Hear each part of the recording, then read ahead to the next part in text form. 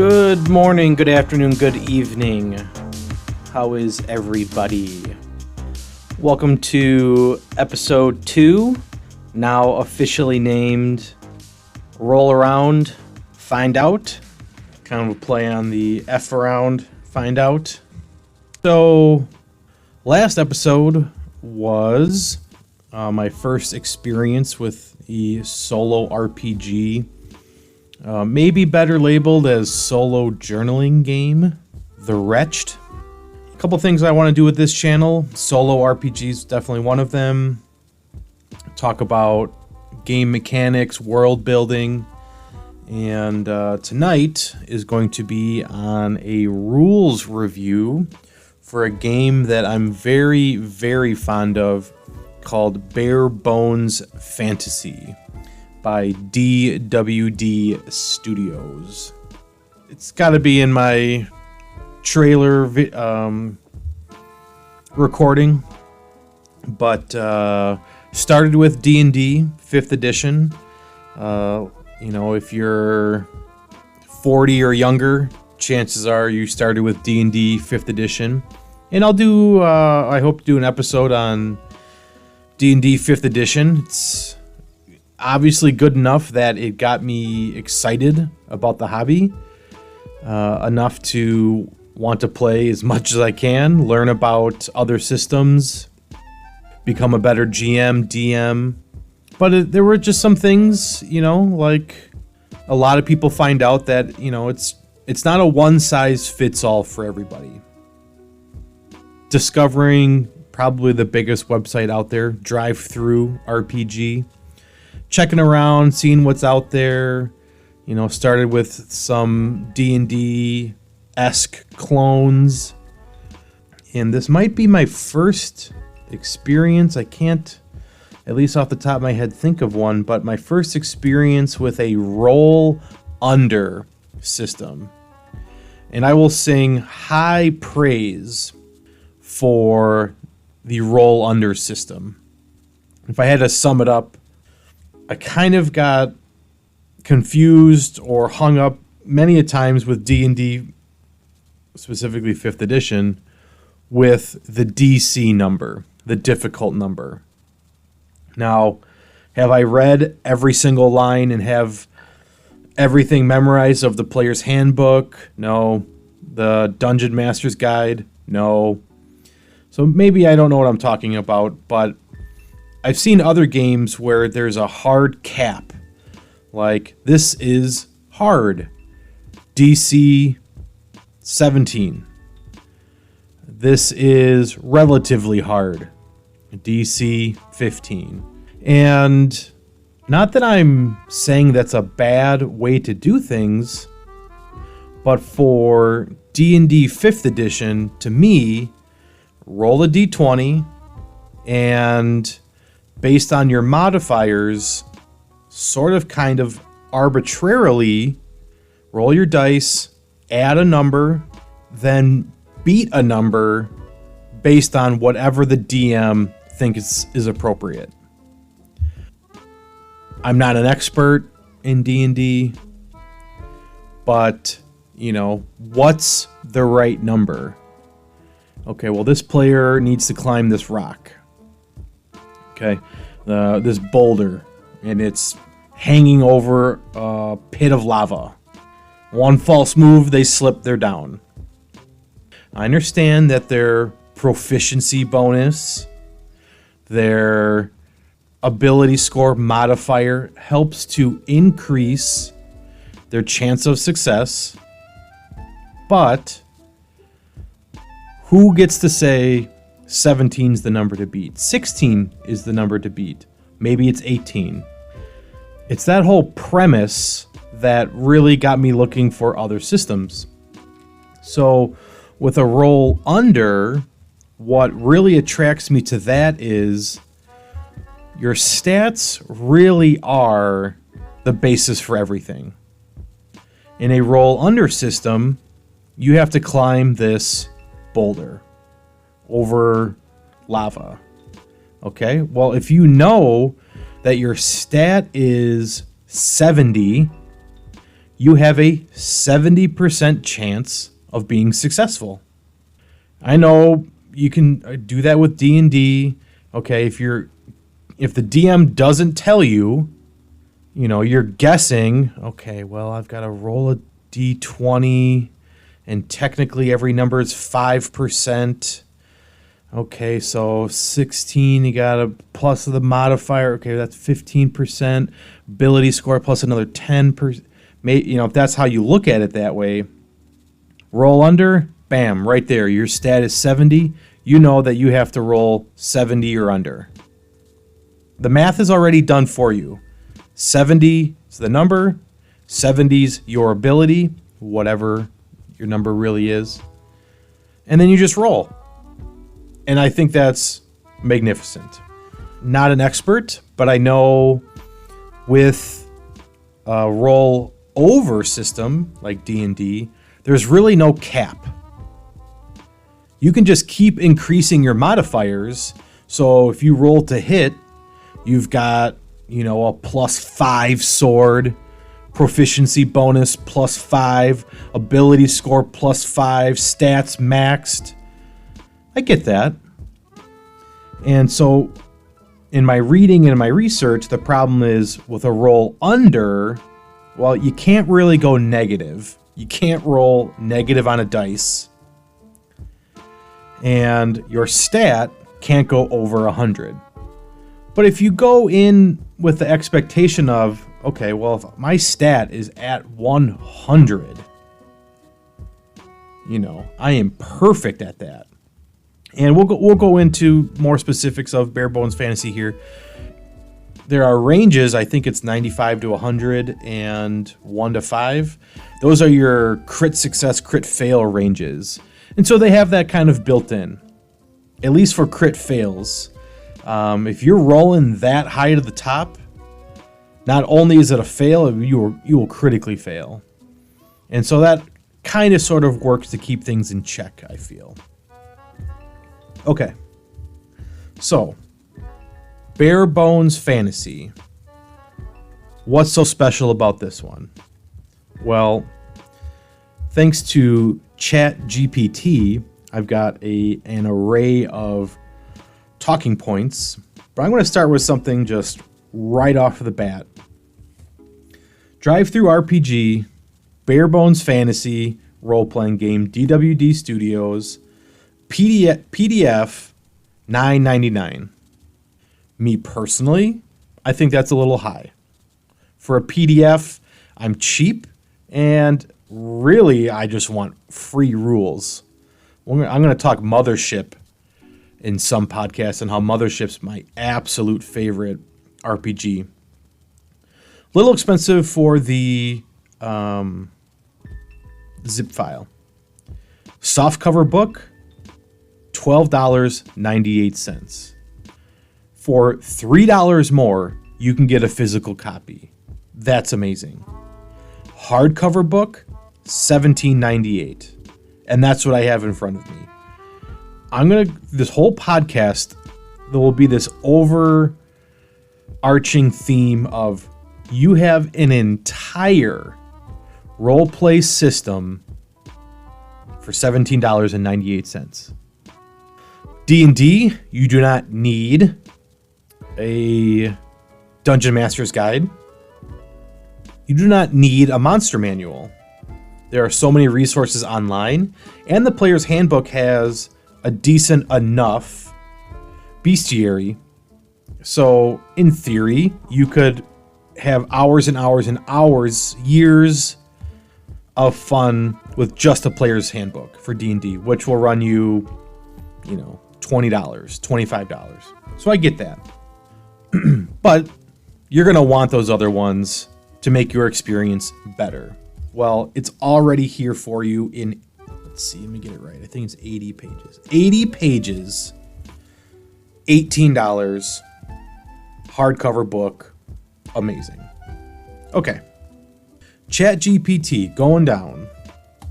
This came out in 2012. It uses what's called the D100 Lite system. And I can't find a whole lot on the D100 Lite system, but on DriveThruRPG, it's one of the options for rule systems on how you can narrow things. And the biggest one is Warhammer Fantasy. Now, there was a couple months ago, I said, okay, you know what, BareBones Fantasy, you've been scratching my itch, but I want to see what this Warhammer Fantasy is all about.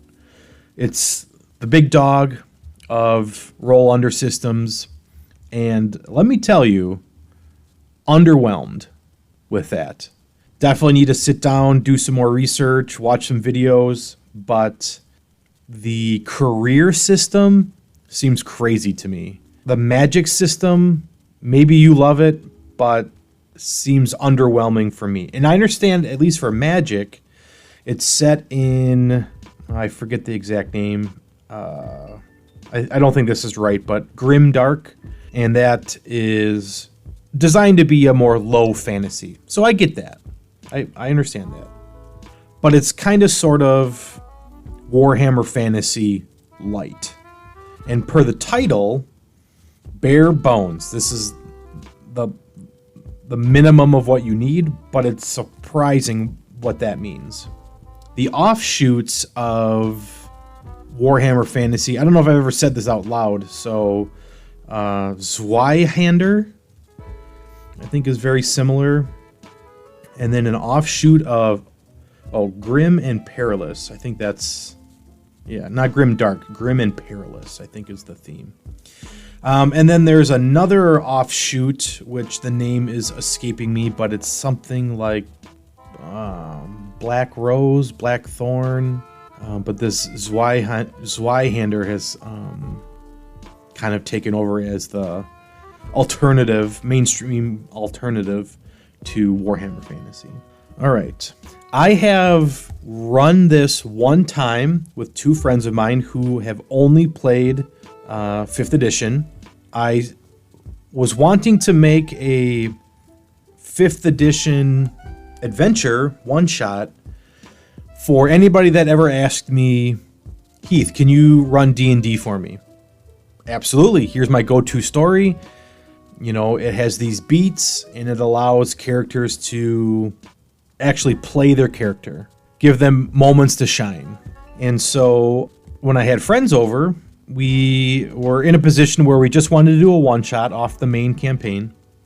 And so certainly could have done 5th edition, but they were nice enough to indulge me and check out BareBones Fantasy. And so from that perspective, I was a little disappointed in that it took about an hour to make 2 characters.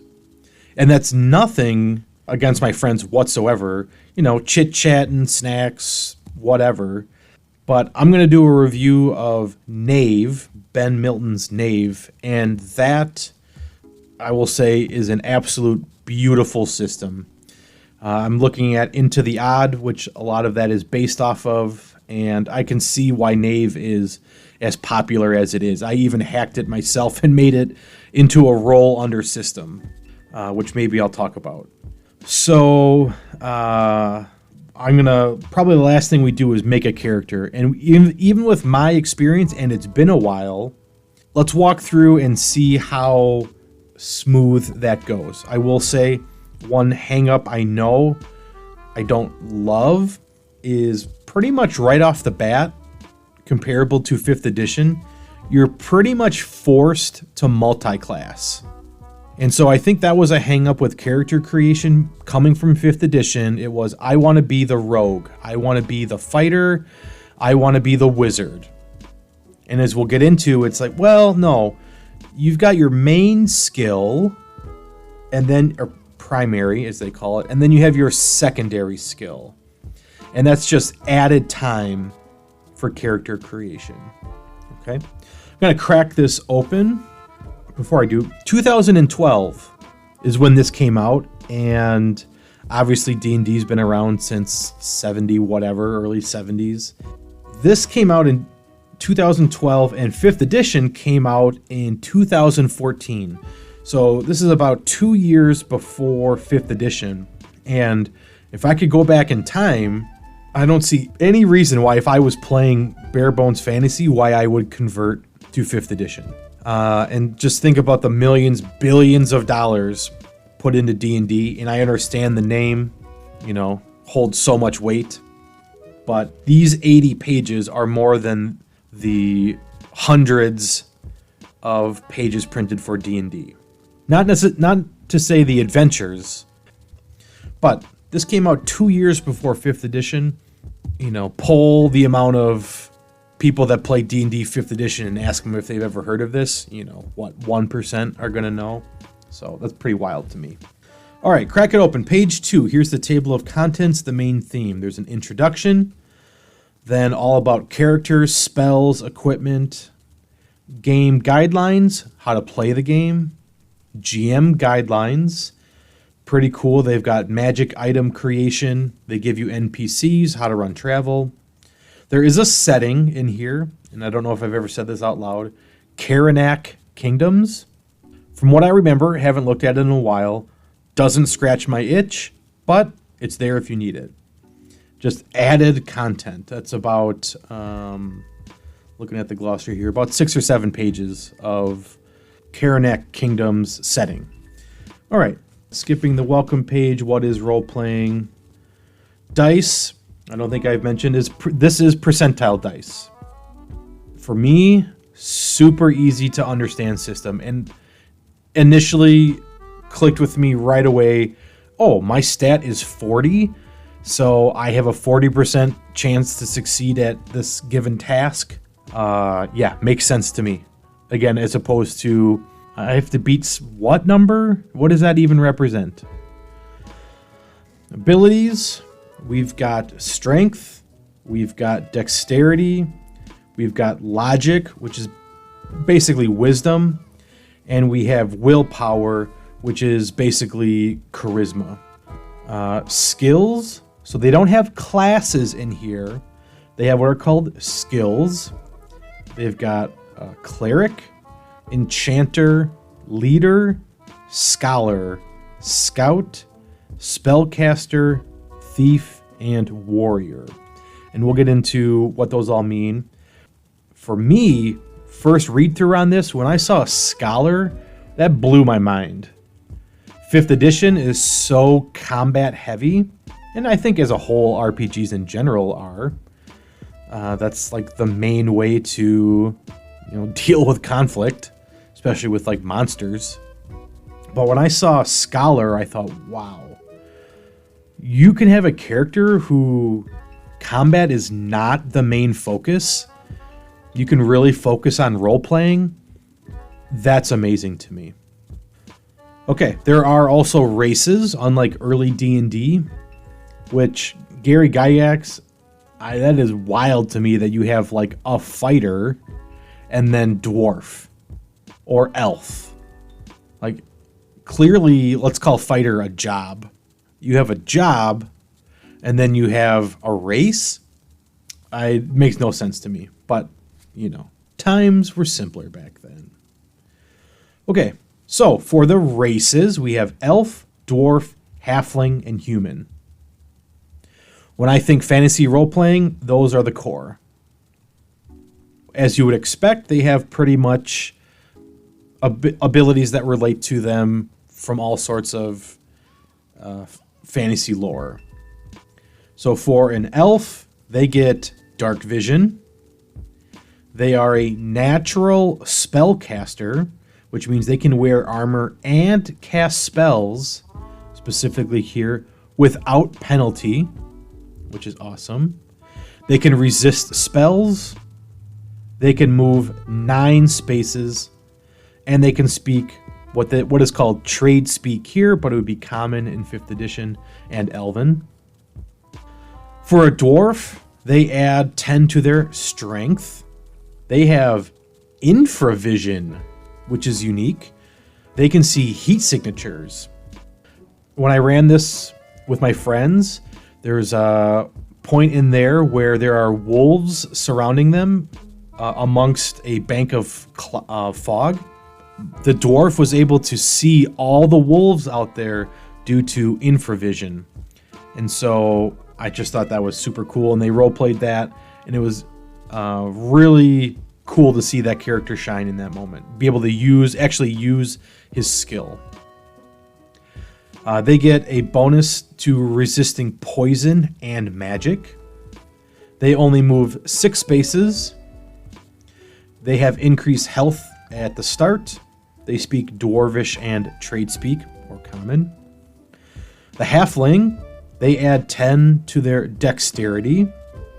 They have Luck, which this might be a little overpowered, but it says each encounter, they get to re-roll 1 failed check. That's wild. They get what's called Foot Pad. They get a bonus to hiding and sneaking. They can move 7 spaces. And they speak Halfling and Trade Speak. I don't think I mentioned this for Elf. Sorry to go back.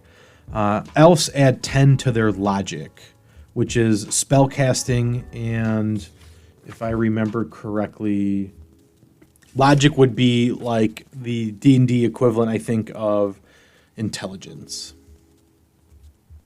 And then the Human, they get a plus 10 to Will, which is like Wisdom in D&D. And they have what's called Human Versatility, which they get to add 1 additional descriptor. And another amazing part of this game is the way you level up. You earn points for role-playing your character. And we'll get into what descriptors mean, but you're probably smart enough to know if one of your descriptors has a scar. Well, if you role-play that, you're some rough and gruff, tough person because you've got this scar and you've seen things, you've been through things, and you're able to use that to intimidate somebody, bam, you earn a point or whatever the stat is for helping you to level up. Fascinating. They get a bonus to all resistance checks. They can move 8 spaces. So we go 9, 8, 7, 6. They can speak what's called Anglish and Trade Speak or Common. Skills. So these are like classes in D&D. There's a Cleric. And just go over, not in super detail, but they have Blessing, which one of the things they can do is they can sanctify marriage. Love it. They can detect auras. They have something called Miracles, where it says each cleric level choose one of the following spells: Aid, Cleanse, Dispel, Heal, Protection, or Repel. May use them as their usage allows. So every time you level up, you get a spell. And then Smite, which is what paladins are known for. Choose one specific weapon favored by your deity. You may use either your warrior score, which we'll get into is basically your physical score, or your cleric score as the weapon score. So again, this game is very stat driven. And so you can really boost your cleric score and use that to attack, which is pretty amazing. All right. And we'll get into cleric score because that's not logic, wisdom, dexterity, or anything else. We'll get into that. Enchanter. An enchanter is a special kind of user of magic able to imbue items with magical abilities. They have alchemy, where you can create potions. They can enchant items. And they get a familiar. They get something like a cat, dog, bird, or small lizard. Work with your GM to figure that out, how that works. There's next. Oh, sorry, one more. They have Runecraft. Sorry, it's on the other page. Enchanter, they have Runecraft, where they create runes containing spells which take effect on specified triggers. There's more on that, but we'll leave it there. All right, a leader. This skill represents experience and training on the battlefield, both personal and epic. So think of this as your fighter. And there are different choices you can take I think, or is it all of these? It looks like all of them, which is a ton here. Wow. If you are a leader, you have Battle Commander. Before initiative is rolled, make a skill check. If successful, choose one below. You can gain Tactics, where you and your allies gain +1 on initiative.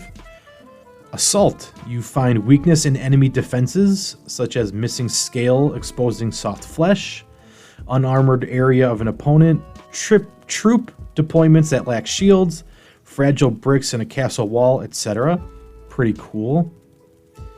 Inspire. Grant +5 to hit and damage per leader level to adjacent allies. Amazing. So I know right there, reading that line, +5 to hit is a 5% chance increase.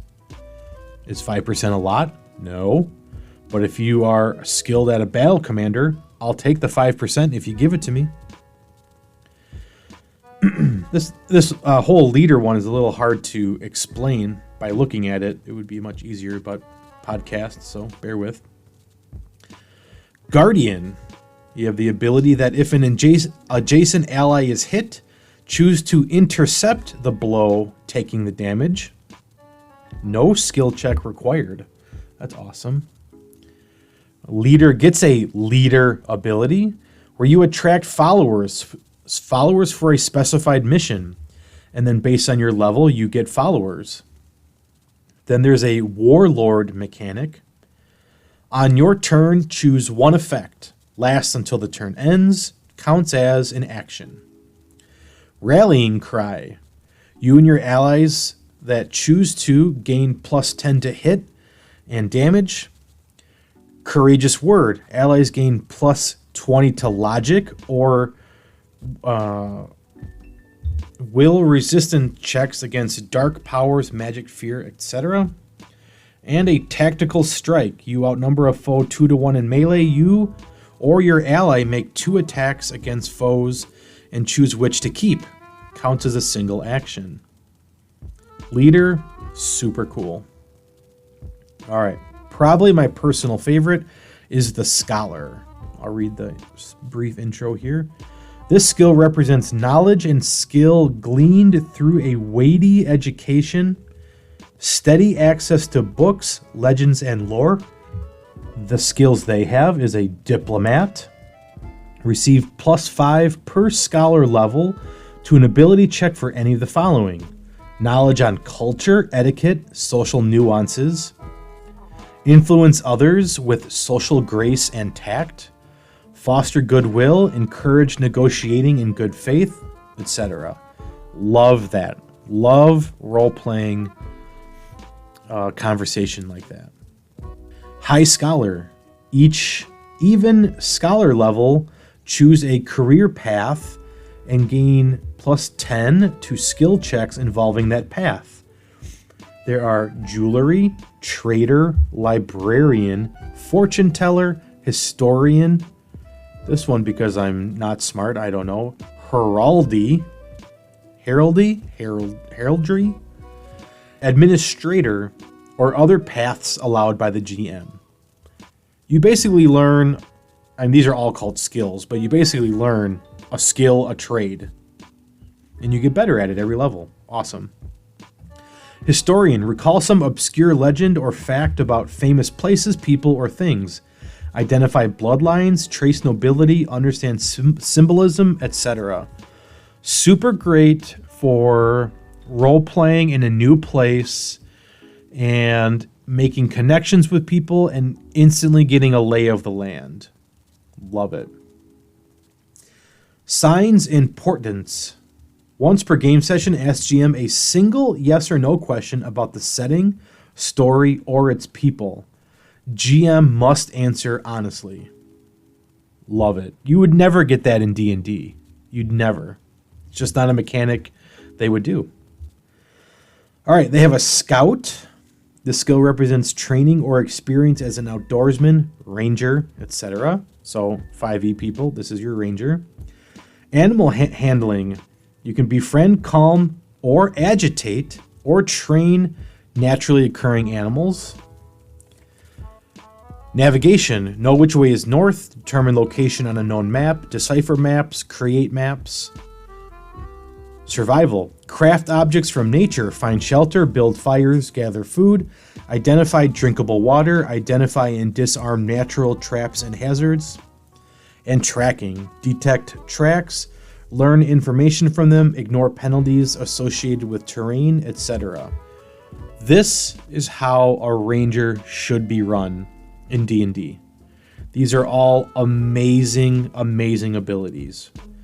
If you're playing BareBones Fantasy and you have a scout, I would say you cannot skip travel. You have to make it a priority.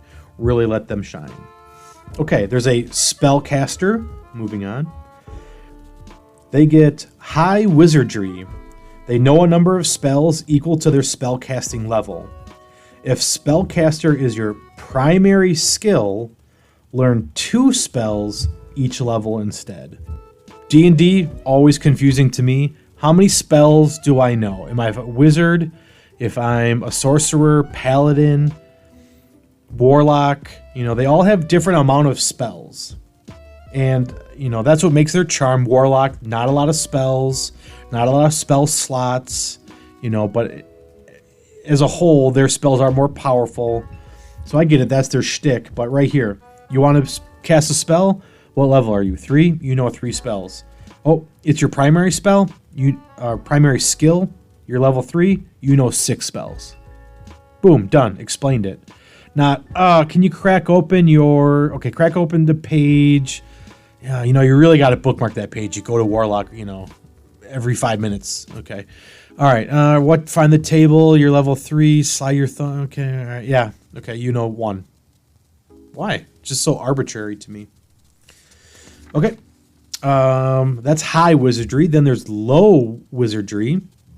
Allows you to perform any one of the following. Basically, low wizardry here, cantrips. Wizard Eye ability, detect magic or read magical writings. Wizard Hand, move small objects or scribe magical writings. So that is, Indeed, what's that small hand? I could look it up, but I'm not. I'm going to just be embarrassed that I don't know. It will come to me 20 minutes from now. 2 more skills left. Thief. This is like the shortest descriptions on here.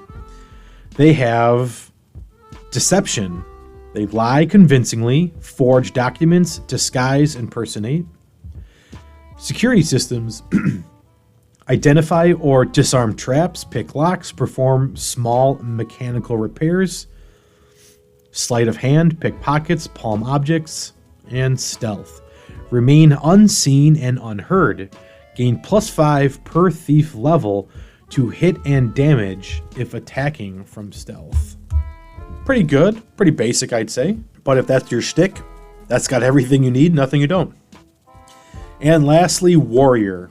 Now, I'm not going to go back and edit this one part, but I had said leader is kind of your fighter. That's wrong.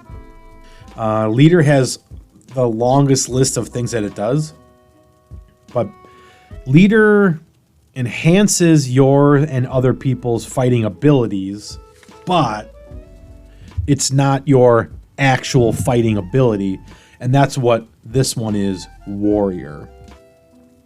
And warrior is interesting because it's kind of broken into 2 parts. So, reading warrior, this skill represents training or experience as a mercenary, soldier, warrior, knight, etc. Note that this skill has 2 scores. Melee, which uses your strength, or ranged, which is your dexterity. It has abilities called marksman. Aimed projected weapons such as bows, crossbows, slings, etc. Melee weapons, swords, clubs, daggers. Thrown weapons, hurled knives, spears, and then unarmed combat. Use your body as a weapon. And so if you want to be an elf with a bow, you want to be Legolas, then you roll under your marksman score. If you want to be Gimli the dwarf, use your hammer, use your axe, then you roll under your melee weapon.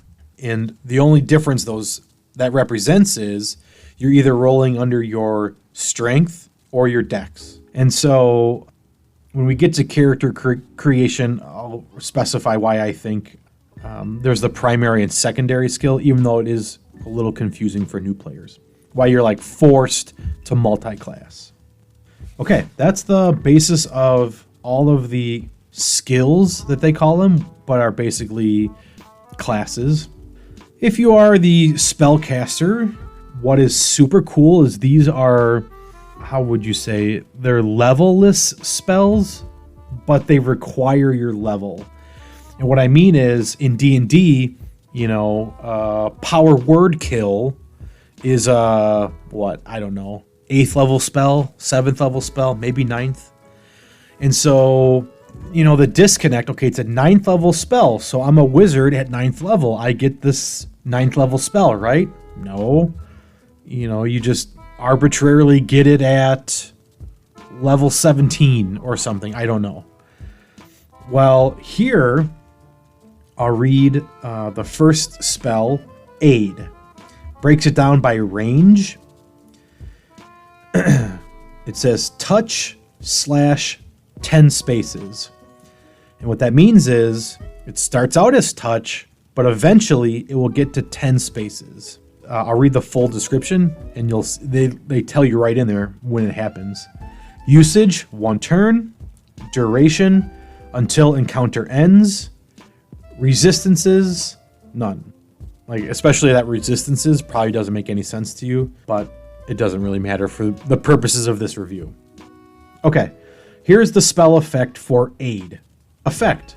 Target receives +10 per spellcaster level to 1 ability chosen by spellcaster at the time the spell is cast.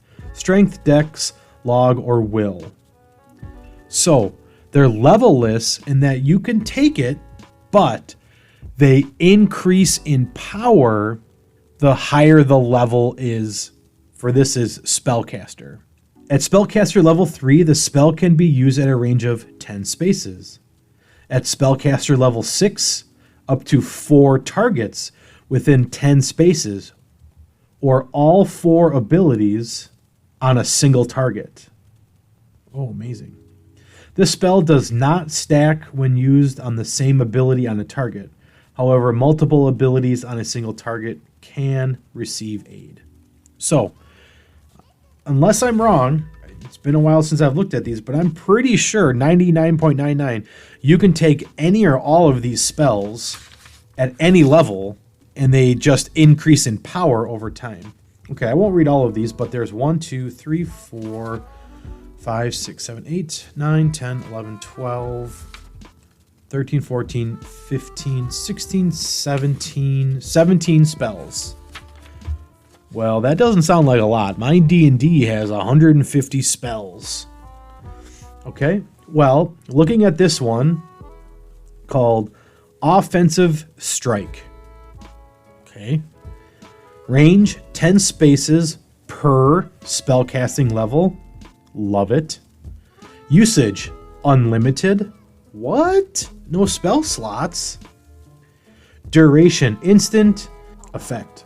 Causes damage to one target equal to 1d, which is 10 dice, plus 1d per spellcaster level, or half that to all within 3 spaces of a single space. Dang. So you can, one spell increases in damage per level. You can choose to do all damage to a single target or half and spread it out. The utility there. In D&D, you would need one spell that targets one person and then a spell that's AoE, right? Area of effect spell. Here, they respect you enough to let you choose. Like all spells, the caster determines how the spell looks and interacts with the environment. For instance, fire, ice balls, eldritch force, exploding bubbles, swarm of locusts, rainbows, etc. Remember, effects such as fire will cause things like wood to catch on fire. You get to pick how your spell works. So you don't have to pick Icy Blast and Firebolt in your repertoire, in your grimoire. You get to pick. Now, me, if I were the DM, I would maybe struggle with that. Maybe that's a little too broad because they're always dialed in for the perfect spell. You know, they're in a fire, they cast a water spell. How convenient. So maybe DM's discretion, they have to determine it in the morning, or at some point they have to decide, and then you can either lock it in forever or, like I just said, at some point allow them to make the change. So it's 17 named spells, but inside of there are nuances that actually increase that ability. So that's really cool. They have a moral code here, which is kind of like alignment. They have alignment. They have here what's called will checks. This system isn't designed to force players to behave themselves. It is designed to help provide a consistency to the behavior of a character. Normally, players can play their characters how they wish. However, sometimes you may want or need to violate your character's moral code. If players act contrary to their character's defined moral code, GMs should feel free to ask them to make a will check to continue their action. Modifiers to this will check may exist based on the situation, blah, blah, blah, and we'll get into modifiers. But just know that that exists. Turning the page, they've got a whole menu of weapons and items here. Quickly go through these. Weapons, there's 25 here. Axe, bow, longbow, long sword, morning star. One of my players role-played a whip, which was pretty awesome because it's almost the weakest one in here. It's 1d, so one 10-sided dice plus 2, and it's only melee. But he role-played it, and for me as a DM, you know, if you choose to take a less powerful or less than ideal item or situation or that choice, you will be rewarded in some way. Armor, there's just straight up clothes. There's leather armor, ring mail, chain mail, splint mail, plate mail. All right. Another amazing feature that Dungeons & Dragons 100% needs to implement. This armor is damage reduction. And so D&D with AC class, it's hit or miss. When I ran an 11-month campaign, most of the time I, as a DM, would say, you know, if players didn't hit the armor class, that it was a miss. But sometimes, you know, just for flavor, I would say, you know, the armor absorbs the blow. That's even just saying that, I don't like it for flavor reasons. No, give me a mechanic for it. I chose to wear this heavy armor, so I'm either going to use that to absorb my blow, or I'm choosing to go armorless or just leathers so I can dodge out of the way so I can be quick. BareBones Fantasy, amazing. They have animal companions, they have mounts, donkey, mule, riding horse, and a war horse. There's a list of hirelings, like 10 different to pick from. General equipment, just randomly picking. There's an alchemist kit, a book, a bottle of wine, a box, candles, hammer, crowbar, iron pot, a lock, lantern, pole, rations, rope, spectacles, spikes, survival pack, which they make a note specifically that a survival pack is like basically an adventuring pack that everybody needs. Lists like 10 things you get in it, so like everybody gets that, and it's cheap. Thieves' tools, whistle, tons of stuff on here. Okay, next page. You've got your character, they're all geared up, have a session or two, and now it's time to level up. This is on page 22 in the book. Love what they call character development, basically leveling up. Okay, I might even read this entire page. It's so great. All right, development points. Players earn development points for their character as they play the game. Between sessions, they spend development points to improve their character. Well, how do you earn? At the end of each game session, the GM must go through the following checklist. Each player earns 1 development point for each that applies. Number 1, survival. Your character survived the session. Sweet. Ability. You made an ability check, successful or otherwise. Awesome. You did something, you're going to get a point. Skill. You made a skill check, successful or otherwise. Now, ability check is very basic logic, will, dex, strength. Skill check is used infravision for the dwarf, hid, rerolled as a halfling. Discovery. You can state 1 previously unknown thing that your character learned about the realm or its people. So cool. Your character was asking questions. You were wanting to get involved in the lore. Here's a point. Role-playing. For each descriptor you demonstrated during the session. That's like that scar on the face. Oh, you talked about that? You used it? Awesome. If I can find it, if I remember, we'll go through. I think they give a list of descriptors. Innovation. Your character faced non-combat obstacles that required you to take an innovative role in overcoming. That challenges the GM, the DM, to make non-combat obstacles. Reward your players. Put that in there. Notoriety. People witnessed your character's deeds in a way that they will tell of them, whether as fame or infamy. That just speaks to me. I just love it. Personal. Your character had a personal stake in the adventure. It's centered on family members, friends, contacts, etc. It forces you to roleplay, which is amazing. If I was running an extensive campaign, I would easily print this out as a checklist, a business card, something like that, and let players know, like, hey, you need to do this. And they can be real open and they can say, hey, I'm trying to earn a development point and use the personal ability here. Sure, yeah, check it. Let's go. Let's do it. 2 more. Victory. Your character engaged in combat and lived to tell the tale. Awesome. Success. The story had a main goal and it was achieved during this session. Okay, I don't think that would happen every session, but who knows? So that's how you earn these development points. 1, 2, 3, 4, 5, 6, 7, 8, 9, 10 different ways.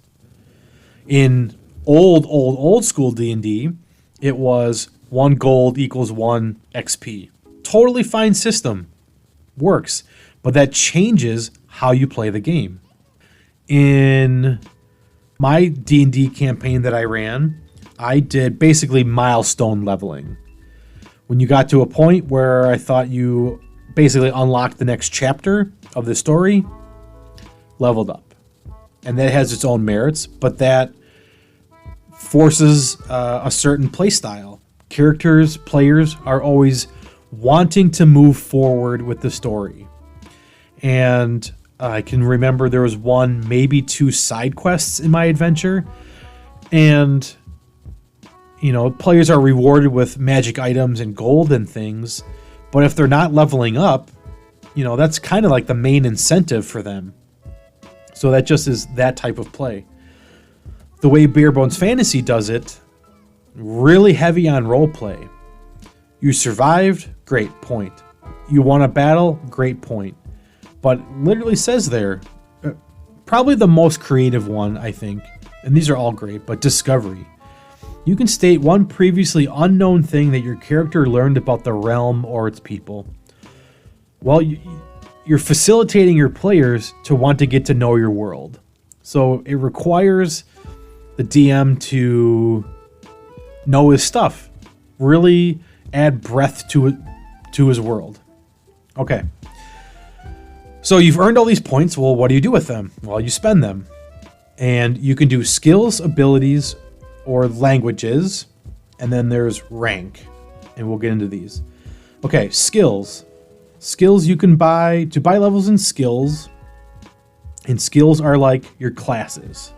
I think like spellcasters. In the spells, it says roll 1d plus 1d per spell casting level.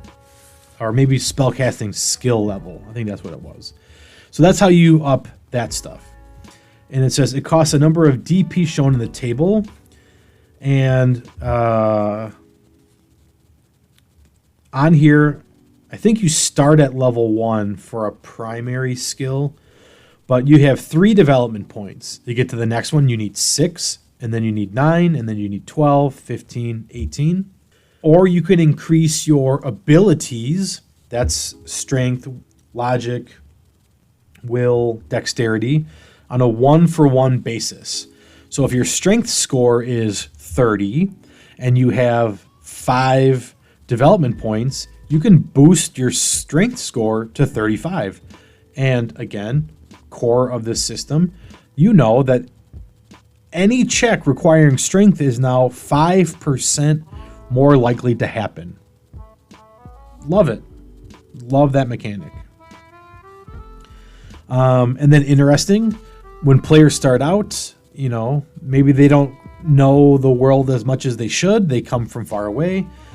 For 1 development point, not a lot, but you can learn a new language.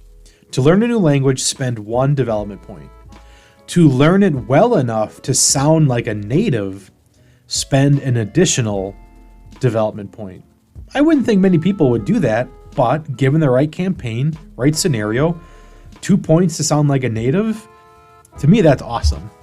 Because it's kind of sort of in D&D, you're just like locked in. You know 2-3 languages, and there's no mechanic for I want to learn a language. And so, not that you need a mechanic for everything, but in D&D, you know, you got to waste brain space on that. Okay, well, how do I want to do this? How many sessions? How many hours? Who are they talking to? Here, there's just a mechanic for it. Okay, and then there's next one we have rank. Rank assists GM in determining the relative experience of a character and is used to balance challenges. Think of this as CR rating or challenge rating in 5th edition. There's a table here that says if you are level 2 to 3, your rank is a +1. Levels 4 to 5, you're a +2. You're a +3 if it's level 6, which I think 6 is the cap. I am speaking very ignorantly on that, but I think level 6 is the cap. Now, shame on me. When I ran this as a one-shot and my players spent an hour, the campaign, the one-shot that I was running, I had printed out pre-made character sheets for 5th edition. That's primarily what I intend to use that for. With my friends coming in that are only but experienced enough with RPGs and D&D, I thought, okay, yeah, we'll make a character in 20 minutes, and then we'll get rolling. Well, it turned out to be an hour. Well, on page 23 here, they have sample characters. They got pre-made character sheets, and I love when they give you pre-made character sheets because I'm not the smartest person, and I understand if you are writing the core rules, like you know it like the back of your hand, and when you're writing out how to make a character, some things just get taken for granted. Like, and when I fill it out, I think, what really goes here? How is this particular number calculated? If I fill one out and a number there is supposed to be like 3 and I came up with like 40, okay, I clearly did something wrong here. I misread this. This was confusing to me. And so they give you 1, 2, 3, 4, 5, 6 characters, and the names of them are an intrepid halfling thief, a hardened dwarf fighter, a rogue elf wizard, a runaway halfling scout, Confident Human Ranger, Lowly Dwarf Priest.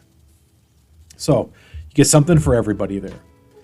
And had I either missed this or I thought my players could make characters faster, but the fact that they spend a page and a half, physical page and a half, front and back, to give you these pre-made characters, you can be up and running in minutes. And yes, it will take a little while to figure out, like, oh, well, what are a scholar's skill? You know, what extra... Oh, you know what? I'm lying, because at the bottom here, I missed it. These are magnificent. All right, Intrepid Halfling Thief. They give me all of the stats. They tell me what percentage my skills are at. They have a pre-made list of equipment. And then what I was worried about is like the halfling. Like, oh, well, you're going to have to go back to your page and find what special things you can do. But no, they give it to you. It says notes. Reroll 1 failed check each encounter. Check. Plus 10 to hide and sneak. Check. Speaks halfling and trade speak. Bam. Right there. Everything you need. And everything that you're confused about, the DM can help you. Like, there's INIT. As a new player, no way you're going to know that that's initiative. DR, no way you're going to know that's damage reduction. But it's there, and it's the DM's job to know to help new players. And, you know, it takes once, twice maybe, and then the players know. Next section, game guidelines. Tells you all about the actions, critical successes, critical failures, contested actions, the resistance checks. Let's see if I was right on that. Oh, no. Okay, the way these are worded here, resistances are different than resistance checks. These are like saving throws. Kind of maybe buried the lead here on BareBones Fantasy with it being a D100 light system. Here is something that I find just absolutely charming. I'll just say it. Charming of this system. Multiple actions. For context, D&D, usually it's action, bonus action, interact with object, and movement. Okay? Nothing wrong with that, but, you know, by your 10th encounter, 10th combat, you know, same thing. Not always. I'm picking on D&D, I get it. But multiple actions, charm of this system. Each action taken after the first in the same turn results in a cumulative -20 to skill and ability checks. For instance, if you attack, you have no penalty. If you attack and defend, you have -20 to whichever comes second. If you attack, defend, run, and jump, you have a -20 to the second action, -40 on the third, -60 on the fourth. Very experienced characters can accomplish a lot more in a turn than an inexperienced character, and that's what makes them epic. And what they mean by that is when you level up and your skills go up from 20 to 40 to 50, you have more room in your stats to accept, or percentage-based, you have an increased percentage of being successful on multiple actions. On DriveThruRPG, I'm going to try and remember, but the author of this is pretty active on there. There's not a ton of communication, but I just looked, and it's 2023. This book is 11 years old, and somebody 6 months ago had a question about how combat works, and he replied to it. That's amazing to me. We've got Larry Moore and Bill Logan. Let me go there. I think it was Bill Logan that actually commented on there. Yeah, William Logan. That blows my mind. This game's 11 years old. Nobody knows it exists. And yet, this guy's still commenting on here. And he seems so nice. The guy says, hey, thanks for the clarification. He's like, oh yeah, hey, like, it should be written much clearer. And I was going to mention this later, but might as well mention it now. He says that he's in the works for a second edition, but it's taking him forever. It must just be these two guys or one guy. You know, it's not D&D, picking on D&D, Wizards of the Coast, Hasbro, and just the machine that they've got stuff cranking out over there. Now, to that point, I'm a little confused when I read this. It says, you take a negative 20 penalty after the first action in the same turn. Okay, well, I don't really know what a turn is. Is it my turn? Or is it a whole round of combat's turn? I'm led to believe it's a whole round of combat, because in the description, it says you attack and defend. Well, I don't think you're defending on your turn, because what are you defending from?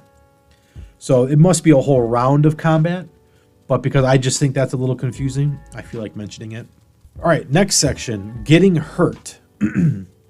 They use what's called body points, and this is made to represent how much damage your character can sustain before falling down. Each time you take damage, subtract the damage rolled from your body point total. When creatures reach 0, they are dead. When characters reach 0, they are unconscious for the rest of the battle. After the encounter, you must make a strength check. If you succeed, your character wakes up with 1 body point and a nasty headache. Me personally, I would add some kind of wound or infliction. If you fail this strength check, your character is dead. Say what you will about saving throws, you can make those dramatic. But here, obviously much more deadly. Once you're to 0, unlike D&D, where it's a 55% chance, because we're 10 to 20. 1 to 9 is failure, but 10 to 20, or maybe it's 50. I'm too dumb to know. 50%. But here, everything is focused on your stats. So if your strength is really high, you can bounce back from battle. As it says here, you'll have a nasty headache. But if that's your goal, your character's build is strength, you're going to be okay. If you're a wizard, you don't have strength, you know, you're fragile. Picking on D&D. You know, a wizard has the same chance as a barbarian when they get knocked out. And so this mechanic is, well, you know, hey, sorry, a wizard doesn't have the strength to carry on. They're bone. Not only did they go to 0, but role-playing purposes, they're so fragile, you know, they're bone shattered. They're dead. And they're just not likely to bounce back from that. It says here, next section, getting healed. After a fight, if a character can be treated, up to 5 body points of damage which was recently sustained may be immediately recovered. Characters heal 2 body points each day. So, another great mechanic, a little more realistic. Unlike D&D, you know, you're at 1 hit point, you got knocked out how many times? And then you get healed up, potions or whatever, and you're right as rain, ready to rock. You know, here, hey, sorry, you cannot heal up to your max. Not even close. You can only get 5 hit points back, or body points. You're licking your wounds. Amazing. All right, I'll be here all day. Initiative, we'll go over. Armor's damage reducing. Page 29 on here, they have an example of play, which I certainly won't bore you, but it takes up 3 pages. And this is super great. Just like I like pre-made character sheets, so I know about what numbers are supposed to go where or what's supposed to go where. An example of play, exactly that. It gives me a nice base, nice foundation of, oh, okay, yeah, this is how I'm supposed to talk. This is how the game flows. Page 32, this will probably be the briefest, I say that, but I'm talking a lot. Section of GM guidelines, page 32. It says, important stuff only the GM needs to know. Players keep out. So if we left it at there, 31 pages for players. That's great. All the characters, races, character creation, example of play. Great. 31 pages. D&D, eat your heart out. They talk about modifiers. So if something is really, really hard, then the DM can apply a modifier to your roll. And this is where it's a little difficulty check DC number-esque. And I can admit that. It's so arbitrary for D&D. If a DM believes something is difficult, they can subtract 5, 10, 20, 40, 60 from their roll. I would, without reading this line for line, I would subtract it from their stat. So you have a strength of 30, and you're trying to lift a huge boulder. You say, you know what? Your stat's only 20. You got to roll under 20. And again, a little arbitrary, but your DM can back it up. I feel like these ranges here are enough that it makes more sense as opposed to, oh shit, well, I rolled a 16, but the DC is 17. Come on, you can't let me slide, on that. I was one number off.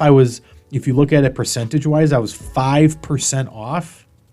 So, but it's in the same vein. They are kissing cousins, the same mechanic. Talk about resistance checks. They talk about getting hurt, like acid, dehydration, holding your breath, starvation, conditions, dazed, fatigues. They talk about spell effects, range, usage, duration. Okay, here's descriptors. Players are encouraged to demonstrate their descriptors during a game session. Doing so grants extra development points. It is your job not only to keep track of character descriptors, but to weave them into the story and help adapt them as the character's story unfolds. For example, a character has the descriptor, quote, exiled prince. Perhaps the character needs to reclaim his throne. If he does reclaim his throne, work with the player to define a new descriptor which is related to the original. For example, he might gain a new descriptor, quote, duty to subjects, which entails ensuring the character's subjects are protected. Another example, wears black armor. You do not receive development points for simply wearing black armor. A player must demonstrate the descriptor. Perhaps he does not start with black armor, but works on obtaining it during the game session. Or he might turn down armor, magical or otherwise, because it is not black. Once he has black armor, and it's clear he always will, work with the player to develop a new related descriptor. Love it. Gives players motivation. I want to level up. I want to become more powerful. How do I do it? Fulfill your descriptor. Okay. Magic item creation. They give you a system to do so. But I think further back in here, they give you some examples. Here they have Quiver of Plenty, Girdle of the Giants, different potions, scrolls, marketplace. Here we go. Sample magic items and potions. Barbaric Sword, Bracers of Defense, Rune Scroll, Errorless Weapon, Stealth Armor, Torch Scroll, Richwood Bow. Amazing that they're in here. They give you systems for making minor NPCs. They talk travel distances. And now we're on to the bestiary. They've got a template here for you to make your own. They've got systems in place, but let's see. Beyond the basic ones, so the system they have are very, very generic. It took me a while. So they have dog-sized plant eater, dog-sized meat eater, horse-sized, elephant-sized, badger-sized, and it gives just general stats. But a more traditional bestiary, there's 1, 2, 3, 4, 5, 6, 7, 8, 9, 10, we'll say 10. 10 pages worth, and on average, 1, 2, 3, 4. There's about 40 creatures in here. That is more than enough to get you started. Basilisk, Bugbear, Chimera, Dire Rat, Dragon, Elementals, a lot of Elementals, Gargoyle, Ghost, Gnoll, Gnome, Golem, Goblin, Hellhound, Hydra, Medusa, Minotaur, Orc, Ogre, Mummy, Skeleton, Vampire, Unicorn. So about 40 creatures in here. Let me, it's been a while since I mentioned it, because I said the overarching theme. Hardcover book, $18. Get out of here. Plus shipping. Okay. Page 37, they have an adventure idea generator. A bunch of D100 tables. So let me just randomly pick one from each here. Okay, there are, you roll. You're kind of like rolling for dungeon size. How many rooms? 2, 3, 4, 5. But let me just come up with one. Okay. It's a desert wasteland with howling. It's a howling desert wasteland with an objective of information. Learn some facts or evidence to solve a mystery. Acquire secret plans. Record someone's appearance. Find the location of someone. Very vague. Then there's an obstacle. And let's say easy mistake. Present a situation where the obvious choice isn't the correct one. It would be easy for them to make the wrong choice. Side with the wrong combatant. Help a bad guy. Then how do they make things right? So very vague, I'll say, but it's there. And totally serviceable. Probably going to do another episode on ChatGPT, which I have not been following, but I'll go through in a little bit. Take these ideas, punch them into ChatGPT, and it will write you whatever you want. AI is insane. Section on traps. Lots of traps on here. Hazards. More traps. Rewards. You can gain property, blessings, favors, wealth. Next big section, which I'll just give a broad overview, is the setting. They give you a setting of Karanak Kingdoms. There's a story, there's lore, there's a decent black and white map of the continent. They give you regions, a lot. 1, 2, 3, 4, 5, 6, 7, 8, 9, 10, 20 different areas that you can steal and put in your own campaign. One example here, Meridian Straits. This stretch of sea is riddled with reefs, but well-known and shared routes exist to allow merchants to sail from far Vandermeer and raiders to sail north to the western reaches. Sunken ships may hold wealth or secrets of times long ago. Yeah, okay. I should really pull this out next time I'm world building and take these. These are great. There's a pantheon of gods. That's great. Character sheet, and then glossary of terms and an index. Last part. Let's create a character. I have nothing in mind right now, and it's been a while since I've made a character, but I want to go through this exactly like I am, and let's see how easy it is, how back and forth, how confused I get. Okay. Page 5. Characters. Character creation. Roll ability scores. Roll 5d and add 30 to determine ability scores for strength, dexterity, log. What? Logic. That's got to be logic. I'm going to keep saying log. And will. Allocate these results as desired among your 4 abilities. Optional. If the GM prefers, instead of rolling, simply allocate the following scores. So in D&D, they give you the standard array, and so there's the standard array here. We've got 50, 55, 60, and 65. For time, I'm going to just do the standard array. I'm going to build that scholar. So I want my logic. I want logic to be my highest. Now, what's interesting, I think, maybe I don't want logic to be my highest because once I pick scholar, I'm going to get a bonus. So there's a kind of a min-max theory here where maybe you don't want your number one stat to be the highest you pick right here because you're going to get other bonuses, and maybe you want a more well-rounded character. But I'm going to go all out.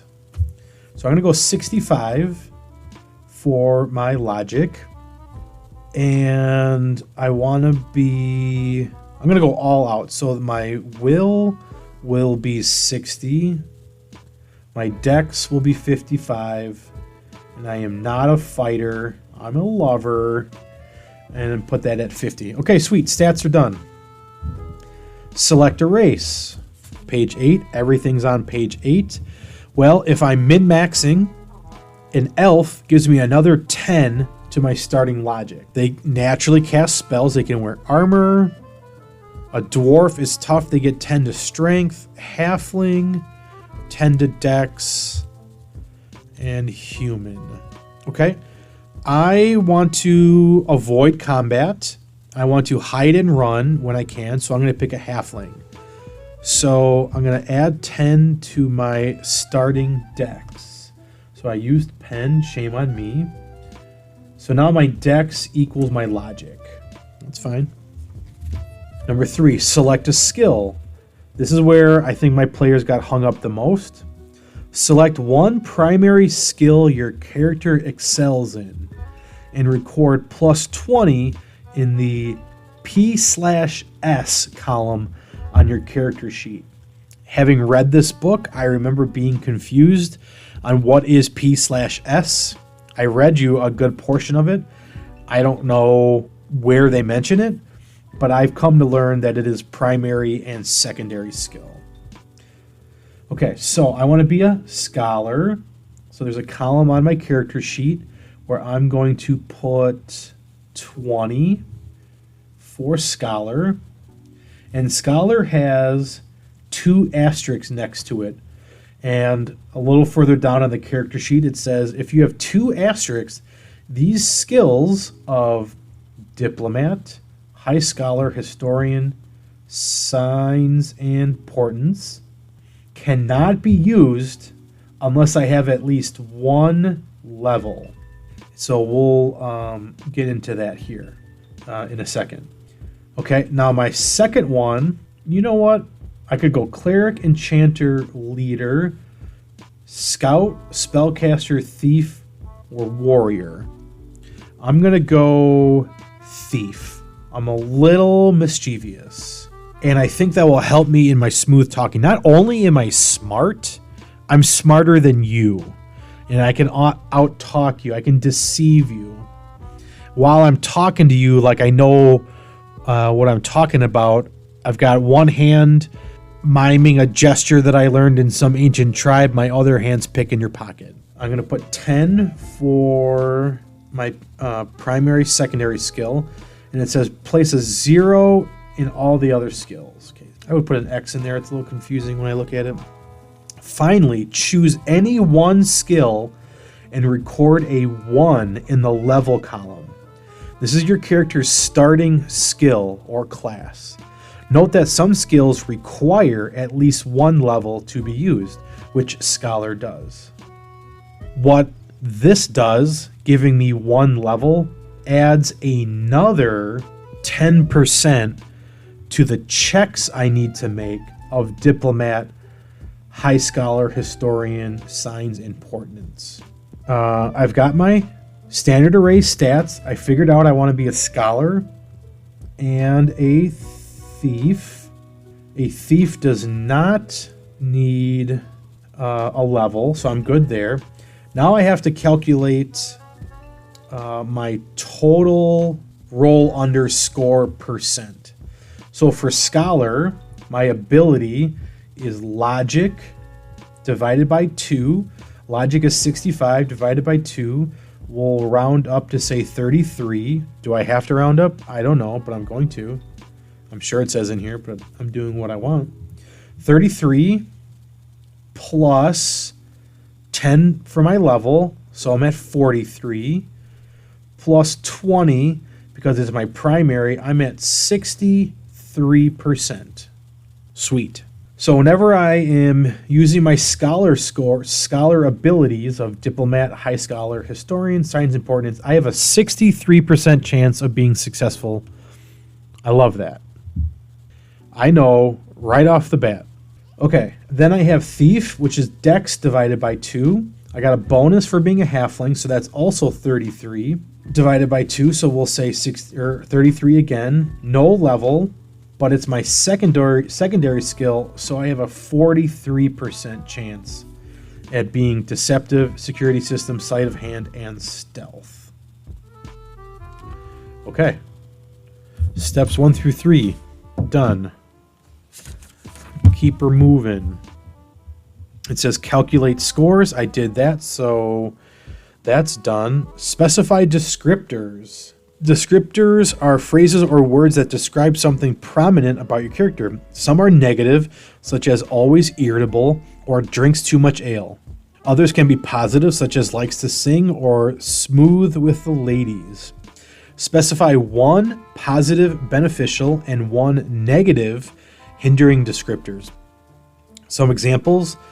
Oh, here are the examples. Here we go. Skilled woodsman, afraid of magic, sexy as hell, sucker for a pretty face, charming, speaks with a slur.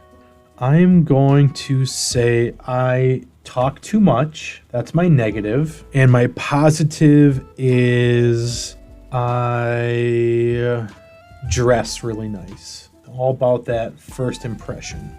Okay. Moral code. In this step, you will define your character's behavioral traits.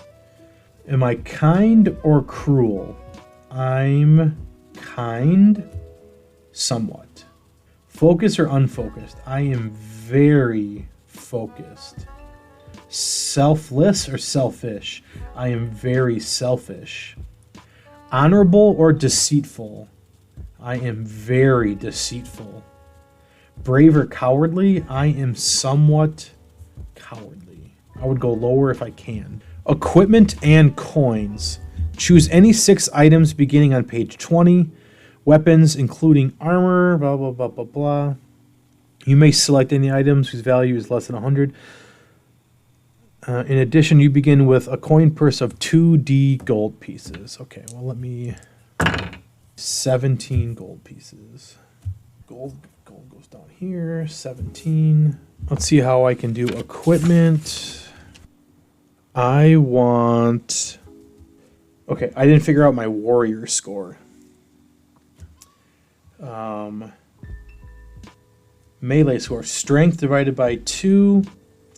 25. No bonus. 25% chance. Okay, when I'm in combat and I have a melee weapon, I have a 25% chance of hitting. See, this is where maybe I would have wanted that dwarf to up my strength. And dex is... Ranged is dex divided by 2, so that's 33. So I have a 33% chance of hitting with marksman and thrown weapons. So I definitely want a throwing weapon. So where's range? I have crossbow, hand crossbow, javelin, longbow, short bow, sling. No knife? No like throwing knives? Oh, dagger. Okay. I want a dagger, which only does 1d, which is the weakest weapon. Well, I'm not going to be hitting a lot. So I'm writing dagger, and then down... Oh, that's at the bottom here. So that's dagger under equipment, and then at the bottom of my character sheet, I'm going to write dagger. Range is 10, so not very far at all. Dagger's probably a terrible choice. Damage was 1d. Okay. Then... All right, I have crossbow, which says there's an asterisk, 20 ammo costs 1 GP, and then a hand crossbow. I see no, in my initial cursory glance, I must be missing something. I see no reason why you wouldn't take, oh, here we go. Yeah, here we go. There's a strength requirement. for a crossbow, I have to have a strength of 50, and I'm exactly at 50 with the standard array. It's like the author knew what he was doing. Okay, crossbow, and that's 2d plus 2, so more than 2 times powerful. Okay, so I've got a dagger and a crossbow, and I have 4 more things to pick from. I have to take that survival pack because that has bedroll, candles, flint and steel, 10 days of ration, rope, torches, and a water skin. I mean, come on. You have to take that. And it only costs 10 gold, which is amazing. Okay, useful items on here. I'm going to take a lock. I'm going to take, it says anything under 100 gold. It should be under 100 gold total, but what I read was any item under 100 gold, which is wild. Book and an ink to write notes down. That's actually 2 items. Book and ink. 1, 2, 3, 4, 5, 6. Oh, okay. Oh, I didn't pick any armor. Okay, well then I'm gonna put the lock back, I guess. And my armor goes in my equipment, and I have 50 strength. So the best I can get is studded leather. Studded leather, which has a damage reduction of 3. So I record that in DR. I missed my movement and body points, and then I'm done. So let me go back and find those. Oh, here we go. Well, I didn't miss it. I didn't get to it. Last one, number 8. Body points equals half your strength.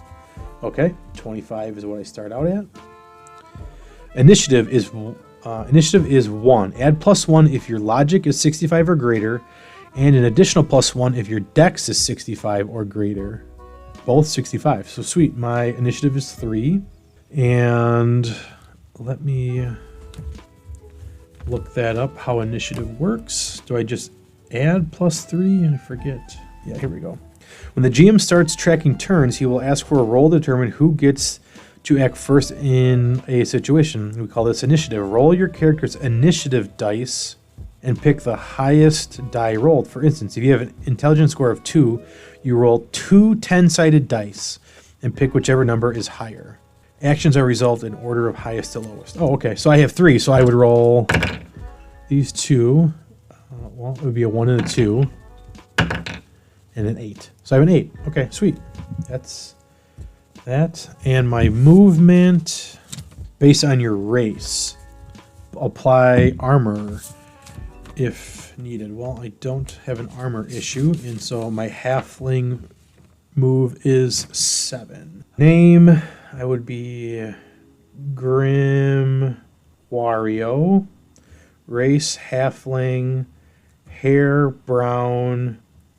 Eyes, orange. Orange? Yeah, I said it. Okay.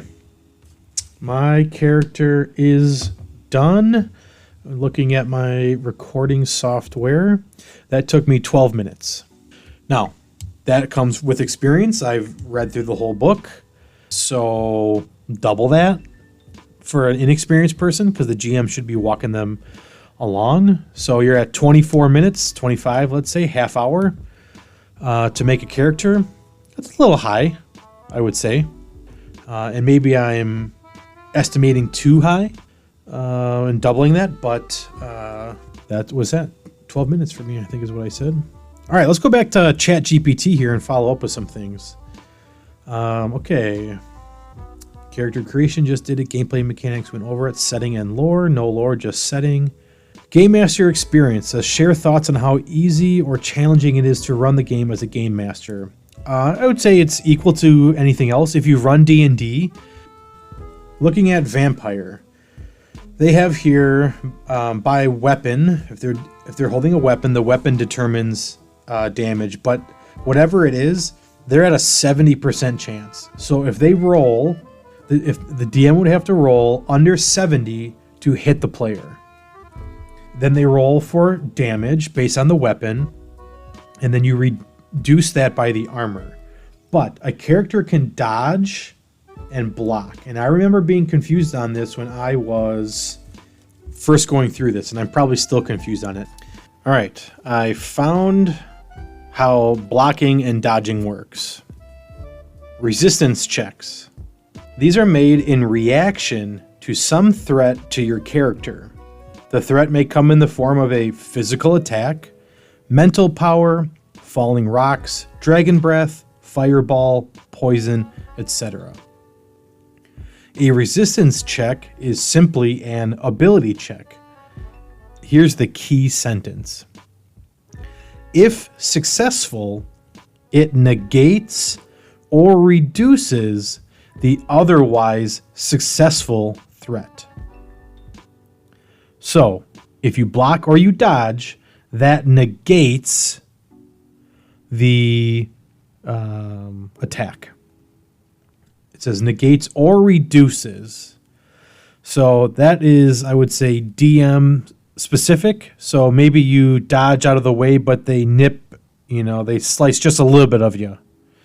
And they roll for damage. And maybe you have armor, and so you double your damage reduction.